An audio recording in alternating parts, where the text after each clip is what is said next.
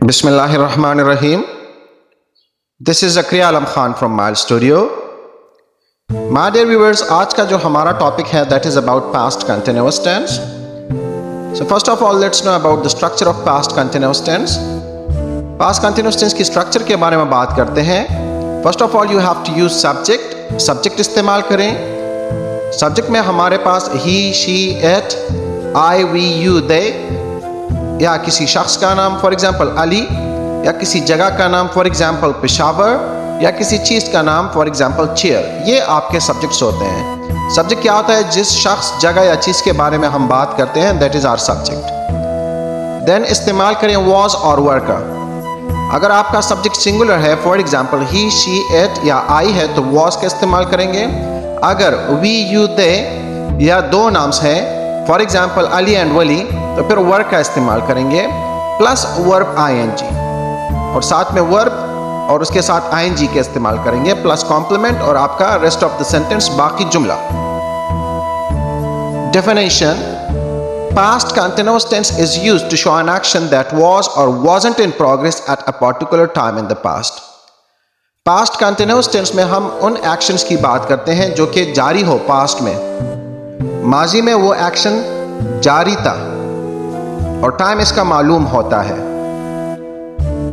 उर्दू में इसकी पहचान ये है कि फॉर एग्जाम्पल मैं स्कूल जा रहा था, तो रहा था, रही थी, रहे थे, ये इस टेंस का पहचान है उर्दू में. For example we were learning English yesterday, हम सीख रहे थे इंग्लिश कल. तो ये जो हमारा एक्शन है ये पास्ट में जारी था. ईसा was sleeping in his room on Sunday. ईसा अपने रूम में सो रहा था संडे को. टाइम को आपने मेंशन करना है. टाइम यहाँ पर मालूम है हमारे पास. टाइम का जिक्र करेंगे इस टेंस में हम. My dear viewers, let's move on to the second case of past continuous tense. Second case में हमारे पास past continuous tense is used to show a situation in which one action was in progress, another took place or happened. Past continuous tense हमें एक ऐसा situation भी दिखाता है जिसमें एक एक्शन जारी होता है माजी में और दूसरा हो जाता है उस एक्शन के दरमियान. Here we use when and while.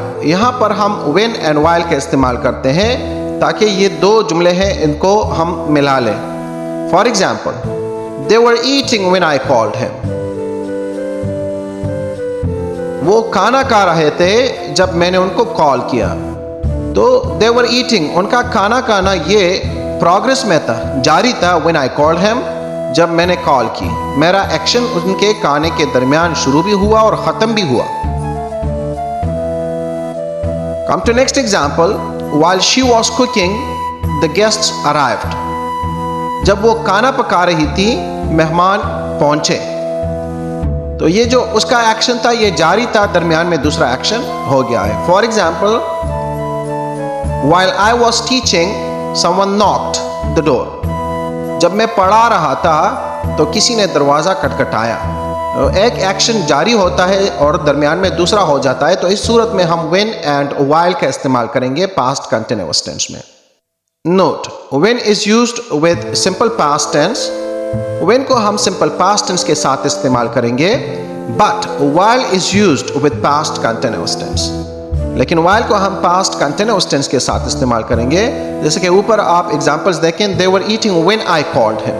तो when के बाद हमने simple past tense का इस्तेमाल किया है. अगर when के बाद आप past continuous tense का इस्तेमाल करेंगे तो that is incorrect. Second example में देखें, हमने while का इस्तेमाल किया है while she was cooking. तो अगर आप while का इस्तेमाल करना चाहते हैं तो past continuous tense से पहले इसको इस्तेमाल करें. अगर आप when का इस्तेमाल करना चाहते हैं तो simple past tense से पहले करें. लेकिन इनमें से एक का इस्तेमाल करना है, दोनों का इस्तेमाल नहीं करना. My dear viewers, let's move on to the third case. Past continuous tense is also used to show a situation in which two actions were in progress at the same time. Here we use only the conjunction while. Past continuous tense हमें एक ऐसा action भी दिखाता है, एक ऐसा situation भी दिखाता है जिसमें दो एक्शंस एट अ टाइम जारी होते हैं एक ही टाइम पर. For example, Ali was reading while Hira was listening. Ali reading कर रहा था जबकि हिरा उसको सुन रही थी।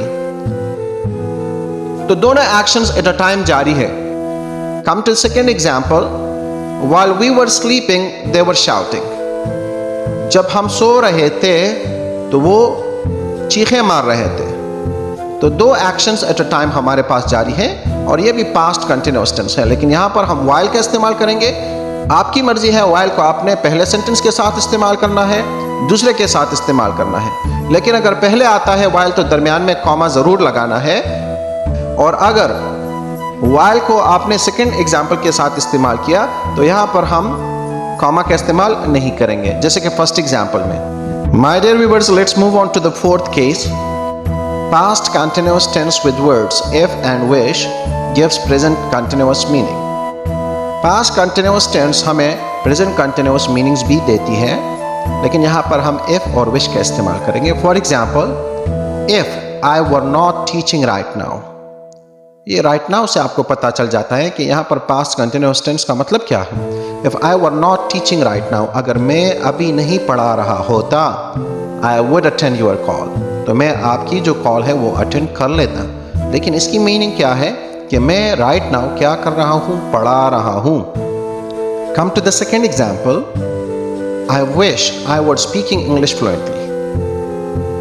काश मेरी ख्वाहिश है कि मैं इंग्लिश को फ्लुएंटली बोल रहा होता, लेकिन असल में मैं हिचकिचा रहा हूं, मैं सही तरह बोल नहीं सकता। My dear viewers, let's move on to the next page. How to change present continuous tense to negative interrogative and negative interrogative. किस तरह हम इसको चेंज करेंगे सवालिया में या नेगेटिव में। तो my dear viewers, for example, Ahmad was calling his father. Ahmad wasn't calling his father. सवाल कैसे करेंगे? Was Ahmad calling his father? क्या अहमद अपने वालिद को कॉल कर रहा था? My dear viewers, come to the last example. Wasn't Ahmad calling his father? क्या वो अपने वालिद को कॉल नहीं कर रहा था? So my dear viewers, I hope कि आपको ये वीडियो पसंद आ गई होगी। इस तरह की और वीडियोस को देखने के लिए kindly do subscribe my channel and press the bell button. Thanks for watching. Allah Hafiz.